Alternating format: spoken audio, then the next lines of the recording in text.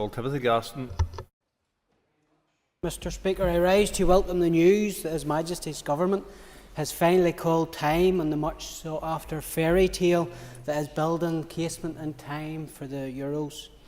This is a project that was ill-conceived from day one, with huge opposition from local residents, which resulted in years of delay. This project lost the run of itself, and in recent years the estimated build also lost the run of itself at a cost of $400 million, which would have dwarfed the money awarded to other sports. This would have then led to a festering within the unionist community that they have been taken by the hand. We constantly hear from the executive in Westminster that pressures exist on the public finances, and it would have been madness to commit $400 million to fund the cash cow of the GAA. Having repeatedly refused to put more than a merely $15 million towards the project, the GAA in many ways have only themselves to blame. There are others who haven't actually covered themselves in glory either in this saga. Chief among them are the top brass in the IFA, who refused to listen to fans and instead backed the Casement project. Even when the chants of opposition were echoing around Windsor Park.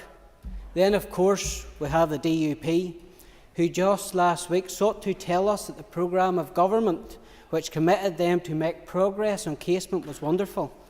I say this to Minister Lyons: it's time to find reverse gear in this issue and listen to the unionist people who entrusted you with their votes and their transfers.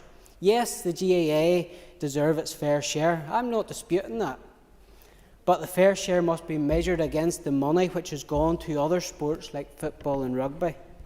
Unless and until the GAA clean up their act regarding the naming of cups and grounds after terrorists, and I think of Thomas McElwee as an example, then it should not be taken by the hand and treated as having hierarchy for public funds.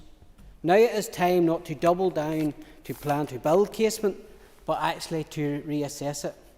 I certainly wouldn't want to be known as the unionist minister who built Casement for the GAA. Brian Kingston.